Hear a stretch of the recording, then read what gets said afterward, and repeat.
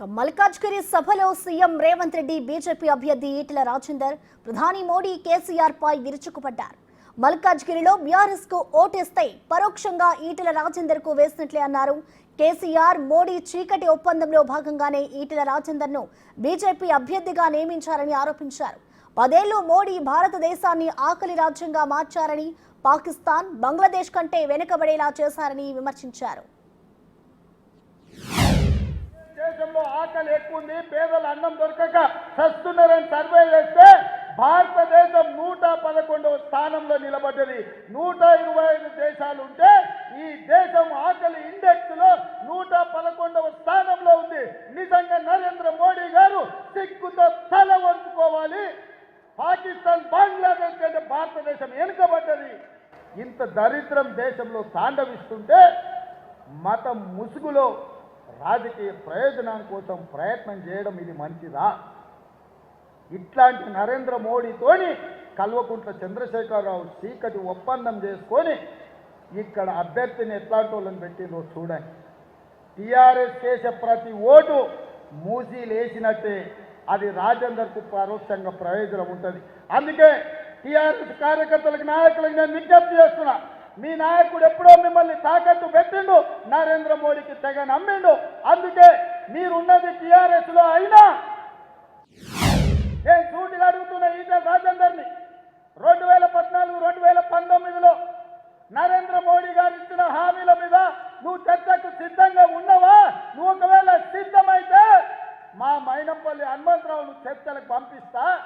మోడీ ఇచ్చిన హామీలు అమలు చేసిండ్రా మీరు? ఆనాడు చెప్పిండు మోడీ, ప్రతి సంవత్సరం 2 కోట్ల ఉద్యోగాలు ఇస్తా అన్నాడు. 10 ఏళ్లలో 20 కోట్ల ఉద్యోగాలు ఇచ్చి ఉండాలి. కానీ పార్లమెంటులో నేను అడిగిన ప్రశ్నకు 7,21,680 ఉద్యోగాలు ఇచ్చినాను. చెప్పింది 20 కోట్లు, ఇచ్చింది 7 లక్షలు. ఎవరి ముక్కులో పెట్టాలి ఆ ఉద్యోగాలని నేను అడుగుతున్న ఈటెల రాజేందర్. ఇదే కాదు, ఈ దేశంలో రైతుల ఆదాయం పెంచాలి, 2022 లోపల రైతుల ఆదాయాన్ని 2 చేస్తానని ఆయన ఎన్నికల్లో హామీ ఇచ్చాడు. మరి నువ్వు మోడీ ప్రభుత్వంలో నువ్వు నాయకత్వం వహించినావు. మోడీకి ముఖ్యంగా అమిత్ షా నా జేబుల్నే ఉన్నాడు, నేను ఎప్పుడు పిలిస్తే అప్పుడు వలుస్తాడని అన్నాడు ఈటెల రాజేందర్. నిజమే, ఈటెల రాజేందర్కు అమిత్ షా దగ్గరోడే.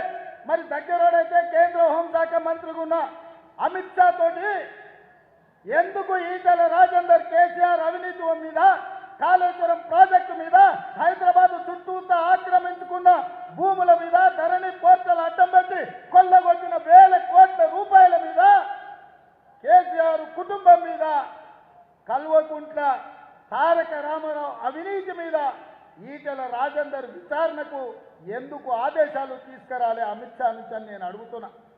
నేను సూటిగా అడుగుతున్నా ఈటెల రాజేందర్, నీ భూములు ఆక్రమించుకున్నాడు, నీ మీద అక్రమ కేసులు పెట్టినా నువ్వు మాట్లాడినావు కదా ఆడాడు.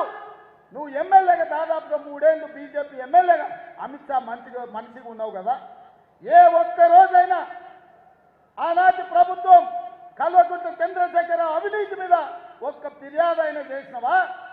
చంద్రశేఖరరావు అవినీతి నిక్కుదేసి 1000 కోట్ల రూపాయలు ఎందుకు ఆ కేసీఆర్ నుంచి రాబట్టడానికి ప్రయత్నం చేయలేదు? ఏమి మీ ఆలోచన నేను అడుగుతున్నా, ఏంది మీ అండర్స్టాండింగ్ అని నేను అడుగుతున్నా. ఏ ఒక్క రోజైనా ఈటెల రాజేందర్ మున్సిపల్ మంత్రిగా, ఐటీ మంత్రిగా కేటీఆర్ గురించి ఎప్పుడైనా మాట్లాడినా? మీరు ఒక్కసారి ఆలోచన చేయండి. అయ్యే చెడ్డోడంట, కొడుకు మంచోడంట, ఉంటాదే కదా. ఇది తగునా?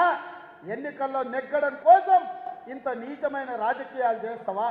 మతాల మధ్యలో చిచ్చుపెట్టి, ప్రాంతాల మధ్యలో చిచ్చుపెట్టి, భాషల మధ్యలో చిచ్చుపెట్టి ఈ దేశాన్ని సర్వనాశనం చేసి భారతీయ జనతా పార్టీ గెలవాలంటుంటే కమ్యూనిస్టునని చెప్పుకునే ఈటెల రాజేందర్ ఎక్కడ తలకాయ పెట్టుకుంటావని నేను అడుగుతున్నా. మీ నాయకుడు, ఈ దేశానికి ప్రధానమంత్రిగా ఉన్న నరేంద్ర మోడీ ఇంత నీచంగా మాట్లాడుతుంటే ఇంకా భారతీయ జనతా పార్టీకి ఓట్లేయమని నువ్వు ఎట్లా అడుగుతావు ఈటెల రాజేందర్ అని నేను అడగదలుచుకున్నా.